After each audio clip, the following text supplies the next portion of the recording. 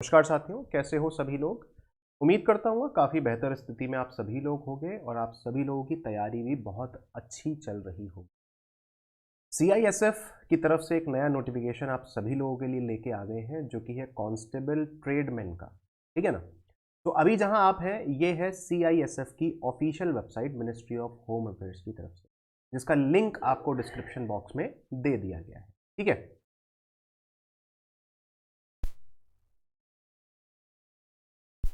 Okay. चलो भाई, अब हम चलते हैं सीधे अपने नोटिफिकेशन की तरफ, और जहां पे नोटिफिकेशन है हमारा recruitment of constable and tradesman. ठीक है। जिसके ऑनलाइन रजिस्ट्रेशन की डेट्स हैं 21 नवंबर से और आखिरी डेट है 20 दिसंबर।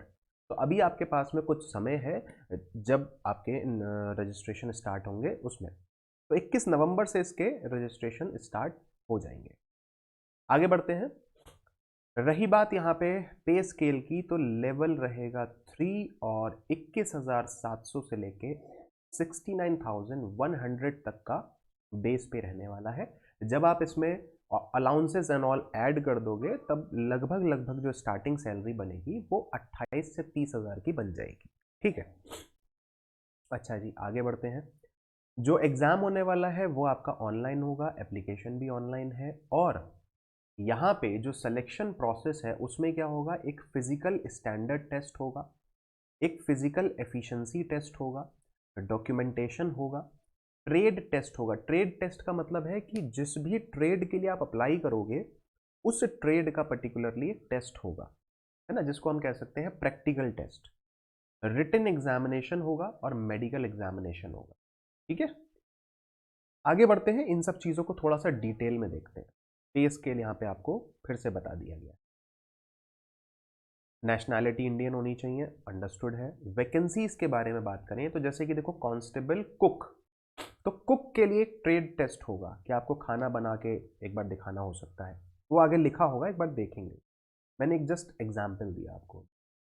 Constable cobbler, tailor, barber, washerman, sweeper, painter, mason, plumber, माली, देन फिर आ गए वेल्डर। ठीक है। तो ये आपकी क्या है, ये आपकी है डायरेक्ट वैकेंसीज है। ठीक है।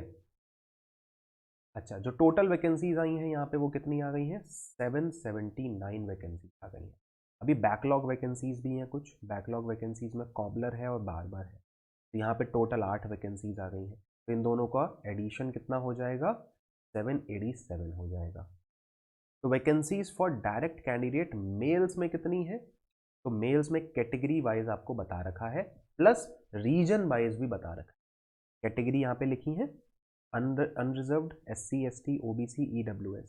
फिर नॉर्दर्न सेक्टर के लिए अलग है, NCR सेक्टर के लिए अलग, western, central, eastern, southern, southern eastern, northern eastern, इन सब के लिए रीजनल वैकेंसीज कह लो या फिर एरिया वाइज कह लो, थोड़ा सा उन्होंने उसको स्पेसिफाई कर दिया है। राइट। तो इससे आपको ज़्यादा दिक्कत भी नहीं होगी, समस्या भी नहीं होगी ये पहचानने में कि मैं पर्टिकुलर वैकेंसी के लिए अप्लाई करूं या नहीं, ये पर्टिकुलर वैकेंसी मेरे लिए है भी या नहीं। जैसे कि यहाँ पे देखो, आप SC ST के लिए यहाँ पे वैकेंसीज बहुत ही मतलब है ही नहीं, बस एक सदर्न सेक्टर में ST में है ना। OBC में भी नहीं है, EWS में भी नहीं। और अनरिजर्व्ड में भी 4 वैकेंसी हैं, वो भी northern, NCR, western and central के, सॉरी सदर्न के लिए, बाकी सबके लिए नहीं है। तो यहाँ से आप एक आइडिया लगा पाओगे कि मुझे इस पर्टिकुलर ट्रेड में फॉर्म फिल करना है या नहीं। क्लियर है। तो एक बार आप इसको गो थ्रू हो लेना, आप जिस भी ट्रेड के लिए अप्लाई करना चाहते हो उसके डिटेल्ड चीज़ें देख सकते। हम चलते हैं आगे। अच्छा, ये मेल्स के लिए था, ध्यान रखिएगा। अभी फीमेल्स की लिस्ट अलग आ गई है। तो फीमेल्स की लिस्ट अलग आ गई है, तो बहुत ही ज़्यादा अच्छी तरीके से इन्होंने उसको जस्टिफाई कर दिया है। स्पेसिफाई बहुत आराम से आप देख सकते हो, बहुत ही अच्छी तरीके से उन्होंने स्पेसिफाई कर दिया है। बहुत ज़्यादा कन्फ्यूजन नहीं होगा अब आपको ये देखने में कि मैं किस पर्टिकुलर ट्रेड के लिए अप्लाई करूँ। ठीक है। अच्छा, वैकेंसीज फॉर एक्स सर्विसमैन, उनके लिए 77 वैकेंसीज ऊपर बताई गई थी। तो वो किस तरीके से हैं वो भी यहाँ पे बताया। ये 77 वैकेंसीज आपने देखी थी, ऊपर देखो यहाँ पे वैकेंसीज आपको दिखा 77। ये किसके लिए है, ये एक्स सर्विसमैन के लिए, ESM। ठीक है। तो उन्होंने उसकी भी अलग से लिस्ट यहाँ पे आपको दे दी है। आगे बढ़े, चलो भाई। तो आगे बढ़ते हैं और अब देख लेते हैं और क्या क्या इंपॉर्टेंट इन्फॉर्मेशन है जो हमारे लिए महत्वपूर्ण है। यहाँ पे देखो, यहाँ पे फिर से इन्होंने बताया फिजिकल टेस्ट होगा, फिजिकल एफिशिएंसी टेस्ट होगा, फिजिकल स्टैंडर्ड टेस्ट होगा, ये दोनों अलग अलग है। डॉक्यूमेंटेशन होगा, ट्रेड टेस्ट होगा, written exam, medical. Application fees कितनी होगी? एप्लीकेशन फीस आपकी 100 रुपये रहने वाली है for unreserved OBC and EWS. ठीक है। Female candidates and those candidates belongs to SC, ST and ex serviceman exempted from paying application fees. मतलब females, ST, SC and ST and then फिर ESM, इन सब के लिए कोई भी प्राइस नहीं है एप्लीकेशन के। सही है। आगे बढ़ते हैं। यहाँ पे देखो लिखा हुआ है पीएसटी, पीईटी, देन फिर documentation, trade, written and then medical. तो पीएसटी, पीईटी को एक बार जरा देख लेते हैं, इनमें क्या क्या चीजें देखनी है। यहाँ पे लिखा है, यहाँ पे लिखा है सबसे पहली चीज एजुकेशनल क्वालिफिकेशन। इसमें मेट्रिकुलेशन मतलब मैट्रिक पास, मतलब 10th पास आपको चाहिए, और its equivalent from recognised board for skilled trades on or before closing date of receipt of online application.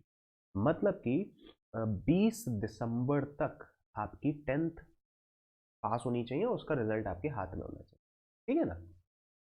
आगे बढ़ते हैं। ठीक है। मेट्रिकुलेशन अनस्किल्ड के लिए भी है। तो ये एज लिमिट की बात करें तो 18 से 23 साल की एज लिमिट आपसे बोली गई है, age on the date this and this. ठीक है। एस सी एस टी के लिए 5 साल का रिलैक्सेशन है, ओबीसी के लिए 3 साल का, एक्स सर्विसमैन के लिए 3 साल का। तो ये सारी चीज़ें आप एक बार देख लीजिए। अब बात करें अगर फिजिकल स्टैंडर्ड्स की, तो फिजिकल स्टैंडर्ड्स मेल में अलग है, फीमेल में अलग है। मेल में हाइट के लिए बोला गया है 170 सेंटीमीटर्स। ठीक है। और चेस्ट के लिए बोला गया है 85 सेंटीमीटर, 80 टू 85 सेंटीमीटर। ठीक है। फीमेल्स के लिए हाइट के लिए बोला गया 157 सेंटीमीटर्स, एंड चेस्ट के लिए बोला गया there is no minimum requirement for chest in case of female. तो फीमेल्स के लिए चेस्ट का कोई भी रोल नहीं है, हाइट का रोल है जो कि 157, और मेल्स में चेस्ट का है 80 टू 85 सेंटीमीटर्स एंड हाइट का है 170। ठीक है। ये तो हो गया फिजिकल स्टैंडर्ड। अब फिजिकल स्टैंडर्ड्स में इन्होंने फिर से यहाँ पे इस चीज़ को थोड़ा सा जस्टिफाई कर दिया। ठीक है। कि अगर रिलैक्सेशन की बात है तो किन किन जगहों पर रिलैक्सेशन, किन किन लोगों को रिलैक्सेशन मिलेगा और कितना कितना रिलैक्सेशन दिया जाएगा। ठीक है। तो वो एक बार आप देख लीजिएगा। आगे बढ़ते हैं। अगर वेट की बात करें तो वेट यहाँ पे बोला गया proportionate to height and age as per the medical standard. तो वो आपके हाइट और एज के अकॉर्डिंग वेट देखा जाएगा जितना मेडिकल स्टैंडर्ड्स में लिखा होता है। ठीक है। आगे बढ़ते हैं। आई साइट के बारे में बोला गया है कि minimum distant vision should be 6/6 और 6/9 of 2 eyes without correction, without wearing of glasses. ठीक है। टैटूज के बारे में बता दिया गया है कि टैटूज के अगर आपके हाथ या कहीं बॉडी में कहीं पे भी टैटू है तो उसका क्या आपको ध्यान देना है, वो एक बार आप देख लीजिए। चलो एक बार देखते हैं। Tattoos depicting religious symbol or figures or name as followed in Indian army are to be permitted. Location, tattoos marked on traditional site of the body like inner aspects of forearm, but only left forearm being non-saluting limb or dorsum of the hands are to be allowed। कौन कौन से allowed हो रहे हैं वो बताएंगे। Size must be less than 1/4 of the particular part, elbow or hand of the body। मतलब किसी भी जगह का है अगर तो उस जगह के 1/4 साइज का होना चाहिए, बहुत ज़्यादा बड़ा नहीं अगर है टैटू तो। ठीक है। आगे बढ़ते हैं। और यहाँ पे एज एंड ऑल ठीक। अब सीधा हम आ जाते हैं एग्जाम्स के ऊपर कि कौन कौन से एग्जाम्स हमारे होंगे और उनमें हमें देखना होगा। पहले तो ट्रेड टेस्ट देखेंगे। हाउ टू अप्लाई, तो ये आपकी वेबसाइट है, इस वेबसाइट को आपको फॉलो करना है, फिर जाके आपको अप्लाई कर देना। दूसरी चीज़ कि CST jurisdiction, uploading photo signature वो सब तो ठीक है। फ़ोटो सिग्नेचर के बारे में मैं नीचे आपको बता दूंगा, वहाँ पर एग्जाम्पल्स के साथ दे रखा है तो उसको हम वहाँ पे बता दें। एप्लीकेशन फ़ी 100 रुपये है, सबको पता है। अब कुछ अहम जानकारियां आने वाली हैं, उनको एक बार देखते हैं, ठीक है ना। पीईटी पीएसटी आ दिया गया ऊपर, ठीक है ना। ये ट्रेड टेस्ट एक बार, ये आ गया ट्रेड टेस्ट, ठीक है ना। तो ट्रेड टेस्ट में क्या है, देखो ध्यान से, कि all the candidates declared pass in PST and PET and documentation will undergo a trade test. Trade test will be qualifying in nature. Trade test practical assessment to be done, which will be qualifying in nature. तो trade test में कुछ नहीं है, आपको बस practical करना होगा आपके ट्रेड के अकॉर्डिंग। जैसे कुक है, अगर आप कुक के लिए अप्लाई कर रहे हैं तो cooking a chapati and rice, cooking vegetable, dal sambar idli, cooking meat fish egg और खीर, है ना। तो ये सब बना के आपको दिखाना होगा। इनमें से कुछ भी एक बनवा सकते हैं, दो बनवा सकते हैं, तीन बनवा सकते हैं, वो उसी मोमेंट पे डिसाइड होता है। बूट मेकर, कॉबलर, तो polishing of shoes, handling of tools, cutting of leather, repair and stitching of shoes. Tailor के लिए taking measurements of personals and cutting of clothes, stitching of uniforms, ये सब आपको करके दिखाना होगा। बार्बर के लिए handling of tools, hair cutting, shaving, washerman के लिए washing of clothes, ironing of khaki cotton uniforms, ironing of woollen terry cotton uniforms, sweeper के लिए sweeping, cleaning of toilets, cleaning of bathroom. ये सारी चीज़ें आपको जिस भी आप पोस्ट के लिए अप्लाई कर रहे हो वो आप देख सकते, ठीक है ना। तो वो आपको करके दिखाना होगा वहाँ। आगे बढ़ते तो रिटन टेस्ट में क्या होगा, candidates who qualifying PST PET documentation trade test will be called for written examination under OMR computer based test. आपका कंप्यूटर बेस्ड टेस्ट होगा, ठीक है ना। उसमें क्या होगा, उसमें होगा ऑब्जेक्टिव टाइप क्वेश्चंस होंगे to be answered on OMR sheet of 100 marks of 2 hours duration containing 100 questions. तो 100 क्वेश्चंस का आपका टेस्ट होगा, 120 मिनट्स आपको मिलेंगे उनको सॉल्व करने के लिए, और उनके आंसर्स आपको OMR शीट पर लगाने होंगे, पहली चीज। दूसरी चीज, सिलेबस क्या होगा, तो आपसे पूछा जाएगा general awareness and general knowledge, knowledge of elementary mathematics, analytical aptitude, ability to observe and distinguish patterns, and to test the basic knowledge of candidates in Hindi or English. The questions will be set bilingual in English or Hindi. There shall be no negative marking. सही है, okay. तो ये सारी कुछ चीजें थी आपकी। चलो, तो आई थिंक मोस्टली आपसे सारी चीजें हमने डिस्कस कर ली।